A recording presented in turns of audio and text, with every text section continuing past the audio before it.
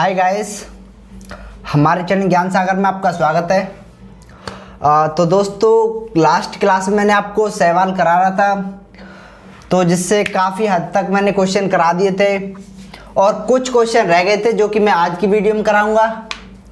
तो दोस्तों, तो चलिए कराते हम और बताते आपको किस तरीके से उससे क्वेश्चन जो रह गए थे और किस तरीके से हम आपको कराते हैं। तो कल मैंने आपको बताया था, जापान में खाई जाने वाली शैवाल एक होती है पोरीफाइटा और एक होती है हमारी ओल्वा।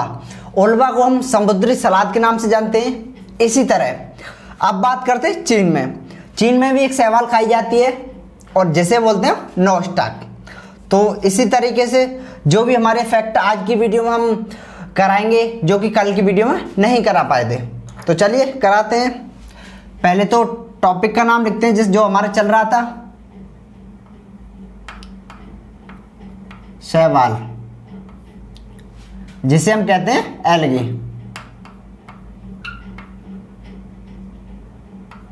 तो देखिए दोस्तों, क्या फैक्ट बनता है। चीन में खाई जाने वाली शैवाल,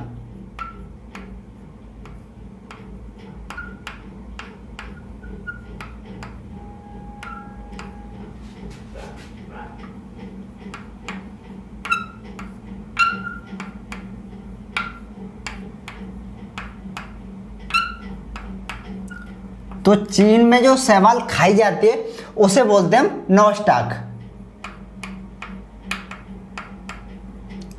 तो ये तो हमने बता दी जो चीन में खाई जाने वाली है। अब बात करते हैं, मैंने आपको कल या फिर लास्ट क्लास में आपको बताया था कि जो शैवाल होती है उसे काफ़ी तरीके से यूज किया जाता है। जैसे कि मनुष्य खाने में भी उसका यूज करता है और कुछ ऐसी वस्तुएं भी होती हैं और जो मनुष्य के प्रयोग में आती रहती है, उनमें भी बनाने में प्रयोग किया जाता है। जैसे कि एक कॉन्ड्रस शैवाल होती है, उससे एक आयरिश नामक पदार्थ प्राप्त होता है और उस आयरिश नामक पदार्थ का प्रयोग हम चॉकलेट बनाने में करते हैं। इसी तरह एक होती है कैरोड्रस शैवाल, उसका एक कैरोगोनियम नाम का एक पदार्थ होता है, उसका प्रयोग करते हैं जैसे कि मान लो पॉलिश बनाने में, जूते की पॉलिश बनाने में और शैम्पू बनाने में, ऐसी कुछ वस्तुओं को बनाने में करते हैं। इसी तरह और भी काफ़ी सारे क्वेश्चन बनते हैं, तो मैं उनको लिखा देता हूँ। तो कौन सी शैवाल होती है हमारी? कॉन्ड्रस।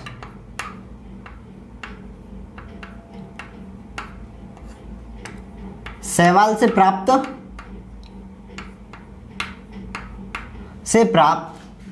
आयरिश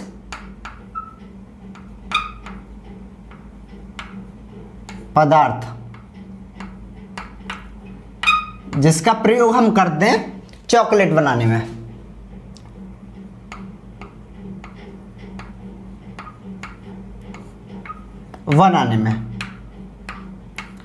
अब बात करते हैं, जैसे कि मैंने अभी आपको तुरंत ही बताया था, जूते की पॉलिश व शैम्पू बनाने में। एक होती है हमारी कैरोड्रस शैवाल से प्राप्त होता हमारा कैरोगोनियम नामक पदार्थ, प्राप्त कैरोगोनियम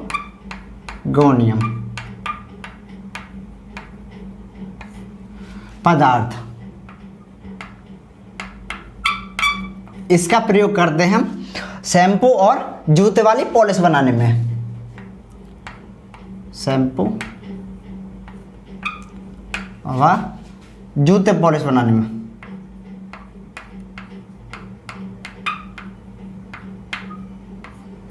तो अब अगला फैक्ट देखो क्या होता है। एक तालाब देखा होगा आपने और जल देखा होगा। जल में यानी तालाब में जल होता है। तो इस तरीके से क्वेश्चन आएगा, तालाब या फिर जल का रेशम किस शैवाल को कहते हैं? तो वो स्पाइरोगायरा, आपने बचपन में एक सुनी होगी, स्पाइरोगायरा एक पौधा होता है, लेकिन वो एक शैवाल का रूप होता है। तो तालाब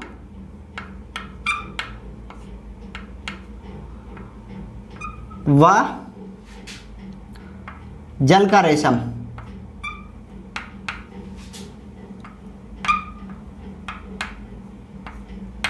तो किस शैवाल को कहते हैं हम? स्पाइरोगायरा।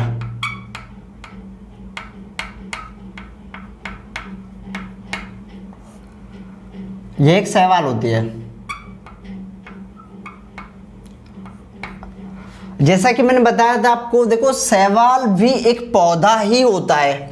वो बात अलग है कि वो पानी में होता है और वो एक जो जल होता है उसकी जो सड़न होती है उसमें पैदा होता है, लेकिन होता तो वो एक पौधे का ही रूप है।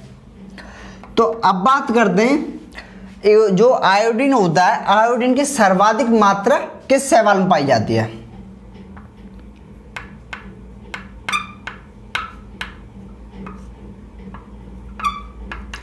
कि सर्वाधिक मात्रा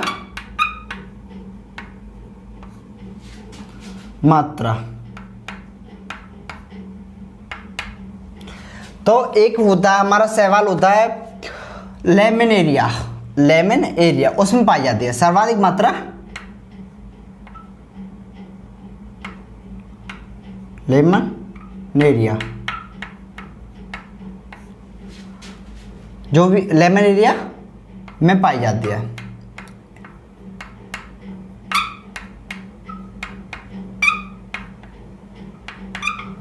है। तो देखो अगला पॉइंट किस तरीके से होता है वो भी बता देते हैं। क्या होता है कि देखो आपने देखा होगा हम अंतरिक्ष में अंतरिक्ष यान भेजते हैं, तो अंतरिक्ष यान में हम एक अंतरिक्ष यात्री भेजते हैं, लेकिन कभी कभी ऐसा होता है कि उसमें एक कहने का मतलब एक मशीन भेज देते हैं जो कि अंतरिक्ष यान को कंट्रोल कर लेती है। लेकिन कभी ऐसा होता है कि हमें बहुत ज़्यादा रिसर्च करनी होती है तो अंतरिक्ष यान भेजते हैं, जैसे कि चंद्रयान भेजा गया था, चंद्रयान 2 भेजा गया था, इसी तरह यान भेज जाते हैं। तो उसमें एक अंतरिक्ष यात्री भेजा जाता है, जैसे कि हमारी अंतरिक्ष यात्री थी कल्पना चावला थी, राकेश शर्मा थे जो कि अंतरिक्ष में गए थे। तो क्या होता है अंतरिक्ष में, आपको पता है अंतरिक्ष काला होता है और ना ही वहाँ पे ऑक्सीजन होती है। तो अंतरिक्ष यात्री अपने केबिन में ऑक्सीजन प्राप्ति के लिए किस शैवाल का प्रयोग करते हैं, यानी किस पौधे का प्रयोग करते हैं? जो पौधा होता है वो शैवाल का एक रूप होता है, तो वो पौधा होता है हमारा क्लोरेला। अब मैं पहले आपको लिखा देता हूं, फिर समझाऊंगा किस तरीके से प्रयोग करते हैं और क्यों प्रयोग करते हैं। अंतरिक्ष यात्री अपने केबिन में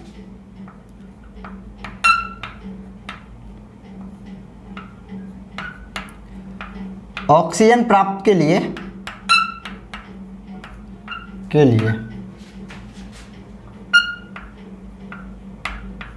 एक पौधा होता है हमारा क्लोरेला।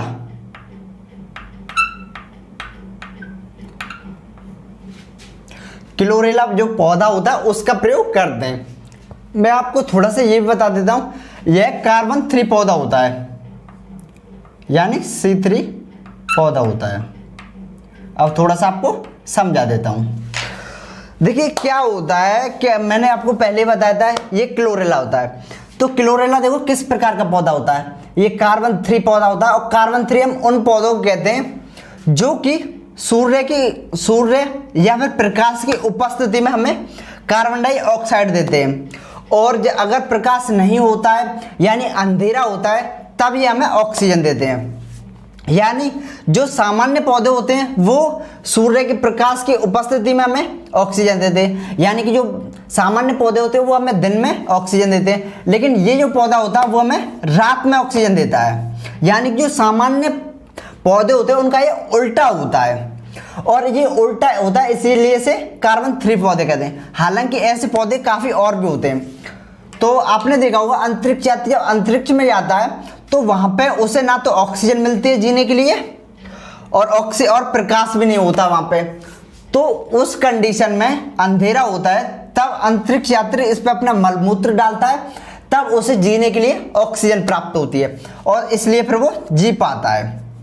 तो आपको समझ में आ गया होगा कि ये जो पौधा होता है वो अंधेरे में ऑक्सीजन देता है, इसलिए अंतरिक्ष यात्री अंतरिक्ष में अपने केबिन में इस पौधे का प्रयोग करता है सांस लेने के लिए। चलिए अब बात करते हैं, एक फैक्ट और बता देता हूं क्लोरा पौधे से। तो वो फैक्ट ये होता है, सर्वप्रथम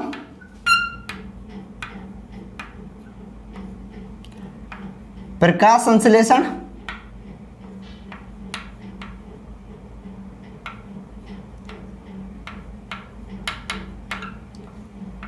की खोज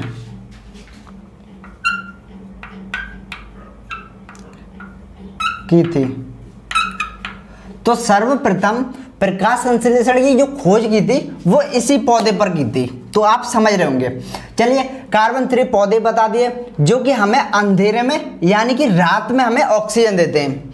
तो मैं इस तरीके के पौधे और कौन कौन से होते हैं थोड़ा उनके भी नाम लिखा देता हूँ। हालांकि वो शैवाल नहीं है लेकिन पौधे होते हैं, मैं उनका नाम लिखा देता हूँ। जैसे कि एक होता हमारा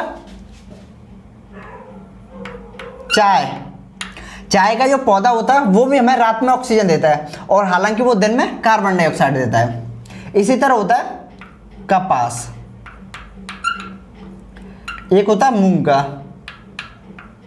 और एक होता है मटर का।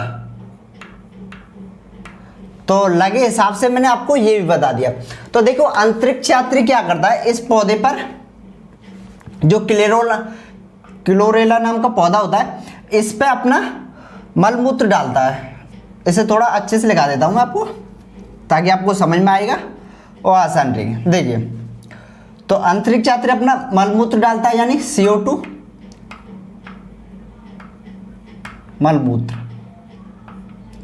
मलमूत्र डालता है और बदले में वो क्या देता है, इसे ऑक्सीजन देता है। तो ये आपको अच्छे से दिख रहा होगा, समझ में भी आ रहा होगा। चलिए, मैंने आपको क्लोरेला भी बता दिया और जो कार्बन 3 पौधे कैसे होते हैं और उनका क्या कार्य होता है ये बता दिया। अब इससे जो आने वाले अगले फैक्ट हैं मैं वो उन्हें साफ करके आपको बता दूंगा। तो चलिए दोस्तों, पहले साफ कर देता हूं फिर अगले फैक्ट बताऊंगा आपको।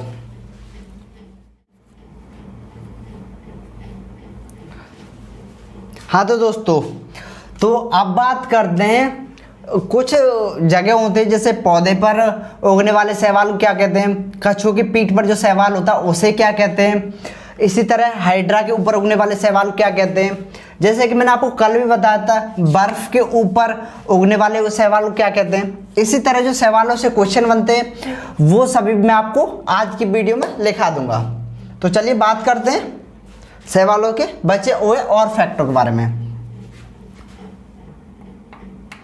निम्न जगहों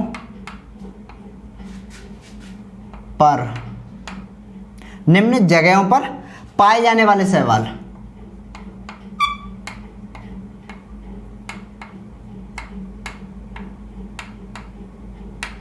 हालांकि हम ये भी लिख सकते हैं कि उगने वाले शैवाल, लेकिन उगने के साथ साथ कुछ जगह पाए भी जाते हैं। तो दोनों अलग अलग फैक्ट हैं, तो दोनों को मैं लिखा दे रहा हूं। पाए जाने वाले शैवाल। तो देखिए, तो पहले मैं आपको बता देता हूं, जो कछुओं की पीठ पर पाया जाता है उस शैवाल को क्या कहते हैं।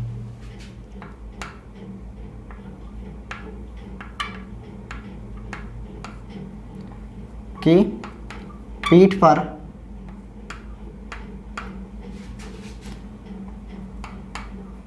पाया जाने वाला शैवाल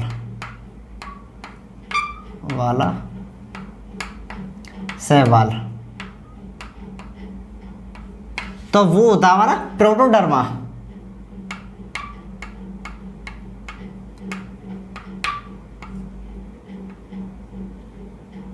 प्रोटोडर्मा नामक शैवाल होता है जो कि कछुओं की पीठ पर पाया जाता है।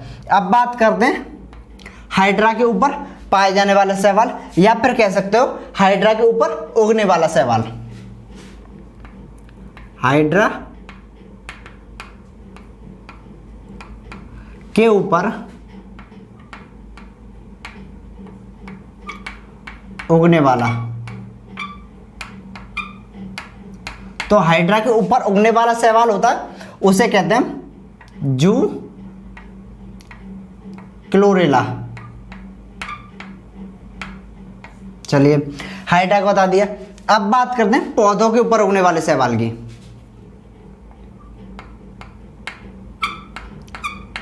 पौधों के ऊपर उगने वाले शैवाल। उगने वाला शैवाल। तो जो पौधों के ऊपर जो शैवाल उगता है उसे बोलते हैं ओडोगोनियम।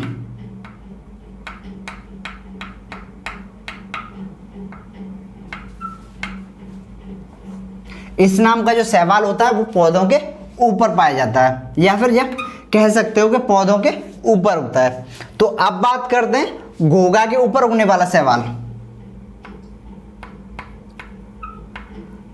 ये जितने भी हम करा रहे हैं, थोड़ा अजीब सा लग रहा होगा आपको कि किस तरीके से करा रहे हैं, तो कैसे कैसे फैक्ट हैं, लेकिन मैं आपको बता देता हूँ यही फैक्ट आपको गुमराह करके आते हैं, क्योंकि आप पढ़ते नहीं हो कि भाई इनसे क्वेश्चन नहीं आते, लेकिन एग्जामिनर के दिमाग का क्या है, और इनसे क्वेश्चन आए हुए हैं तभी हम आपको करा रहे हैं, वरना हमारा क्या मतलब। तो बताते हैं घोंघा के ऊपर उगने वाला। तो घोंघा के ऊपर जो शैवाल उगता है उसे कहते हैं हम, एक ऐसा ही कुछ नाम होता है जिससा, एक ओडोगोनिया, हाँ, क्लैडोफोटा। क्लैडोफोटा जो नाम का होता है, यह शैवाल घोंघा के ऊपर उगता है। अब थोड़ा बता देते हैं आपको। एक शैवाल होता है जो मनुष्य या फिर जंतुओं की आंत में पाया जाता है। आंत में किस तरीके से पाया जाता है, जैसे कि आपको पता है शैवाल हमारे जो समुद्र होते हैं आसपास के, और जो तालाब होते हैं, जो कुएं पोखर होते हैं, उनमें जो काई होती है एक, या फिर बोल सकते हैं सड़न होती है, उसी को हम शैवाल कहते हैं। तो एक चीज़ सोचिए, क्या वहाँ पे कोई उगाने जाता है उन शैवालों को? नहीं जाता, लेकिन वो उसकी जो पानी की सड़न होती है उससे अपने आप ही हो जाते हैं। इसी तरह जो मनुष्य या फिर जंतुओं की जो आंत होती है उसमें कौन सा शैवाल पाया जाता है, क्योंकि वहां पे देखो आत्मा में भी तो एक हमारी जो आंत होती है उसमें भी तो आपको पता है खाने का जो पाचन होता है, तो लास्ट जो पाचन होता है वो आंत में होता है। तो वहां पे गंदगी पाई जाती है, जाहिर सी बात है, तो वहां पे भी एक शैवाल होता है। मनुष्य व जंतुओं की आंत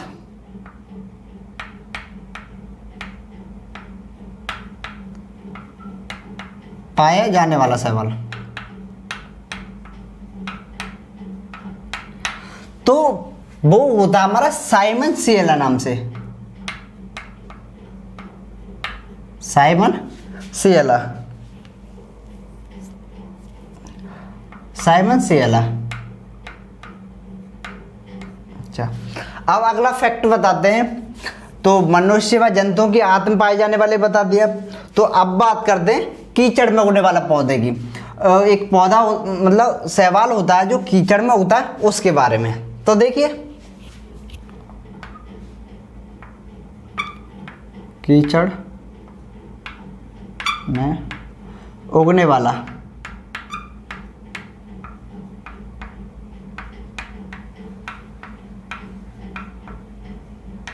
तो कीचड़ में जो शैवाल उगता है वो दो शैवाल होते हैं, एक होता हमारा कारा और एक होता हमारा नाइट्रेला।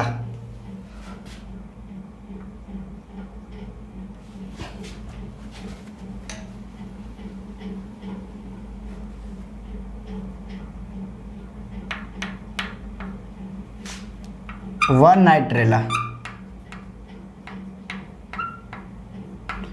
ये दो शैवाल होते हैं जो कि कीचड़ में उगते हैं, और ये कारा जो दो नाम से मैंने आपको बता दिया। तो दोस्तों, आज की वीडियो हमने शैवाल से जितने फैक्ट आते थे हमारे बनते थे वो हमने सारे करा दिए आपको। प्रोटोडर्मा और जूक्लोरेला, ओडोगोनियम, सभी प्रकार के शैवाल, और इससे अगले पार्ट में हमने आपको जो भी फैक्ट बनते थे वो सारे करा दिए। तो दोस्तों, आप देख सकते हो हमने पूरी तरीके से जितने भी हमारे फैक्ट बनते थे सभी करा दिए। तो अब हम आपको यहाँ से विदा लेते हैं और अगली वीडियो में मिलते हैं आपको कोई नए टॉपिक के साथ। अच्छा सा टॉपिक देखेंगे जो कि मोस्टली आता रहता होगा वो। तो चलिए दोस्तों, विदा लेते हैं, और आपने अच्छे सपोर्ट कर रहे हो हमें, तो उसके लिए धन्यवाद। और ऐसे ही आप सहयोग करते रहिए हमारा, ताकि हम भी आपको अच्छा सा अच्छा डेटा प्रोवाइड कराएं। तो चलते हैं, धन्यवाद।